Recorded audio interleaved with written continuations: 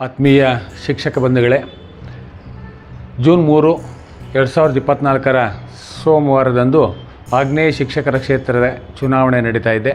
ಈ ಒಂದು ಚುನಾವಣೆ ಅತ್ಯಂತ ಮಹತ್ವಪೂರ್ಣವಾಗಿರ್ತಕ್ಕಂಥದ್ದು. ಕಾರಣ ಇಷ್ಟೇ, ಸುಶಿಕ್ಷಿತರು ಮತದಾನ ಮಾಡ್ತಕ್ಕಂಥ ಒಂದು ಕ್ಷೇತ್ರ. ಸಂವಿಧಾನದ ಆಶಯ ಶಿಕ್ಷಕ ಕ್ಷೇತ್ರವನ್ನು ಶಿಕ್ಷಕರೇ ಪ್ರತಿನಿಧಿಸಲಿ ಅಂತಕ್ಕಂಥ ಒಂದು ಉದ್ದೇಶದಿಂದ ಈ ಒಂದು ಹುದ್ದೆಯನ್ನು ಸಂವಿಧಾನದ ಅಡಿಯಲ್ಲಿ ನಿರ್ಮಾಣ ಮಾಡಿರ್ತಕ್ಕಂಥದ್ದು.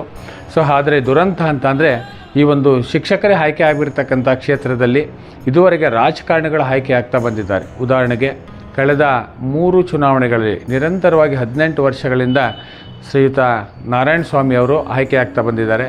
ಆದರೆ ಅವರು ಯಾವತ್ತೂ ಕೂಡ ಶಿಕ್ಷಕರ ಸಮಸ್ಯೆಗಳಿಗೆ ಸ್ಪಂದಿಸಲಿಲ್ಲ. ಕಾಲ್ಪನಿಕ ವೇತನದ ಬಗ್ಗೆ ಯಾವತ್ತೂ ಕೂಡ ಸದನದ ಒಳಗೆ ಮತ್ತು ಹೊರಗೆ ಅವರು ಧ್ವನಿಯನ್ನು ಎತ್ತಲಿಲ್ಲ. ಹಾಗೆ ಟೈಮ್ ಬಾಂಡ್ ಇರ್ಬೋದು, ಬಡ್ತಿ ಇರ್ಬೋದು. ಪ್ರಮುಖವಾಗಿ ಶಾಲೆಗಳಲ್ಲಿ 60ಕ್ಕಿಂತ ಹೆಚ್ಚು % ಶಿಕ್ಷಕರಿಲ್ಲ. ಅಂತಹ ಶಿಕ್ಷಕರನ್ನು ನೇಮಕಾತಿ ಮಾಡ್ತಕ್ಕಂಥ ವಿಚಾರದಲ್ಲಿ ಸರ್ಕಾರ ಗಮನವನ್ನು ಸೆಳೆಯುವಲ್ಲಿ ವಿಫಲರಾಗಿದ್ದಾರೆ. ಆದರೆ ನಾವು ನೋಡಿದ್ದೇವೆ, ಲೋಕೇಶ್ ತಾಳಿಕಟ್ಟೆಯವರು ಯಾವುದೇ ಪಕ್ಷದಿಂದ ಸ್ಪರ್ಧೆ ಮಾಡಿಲ್ಲ.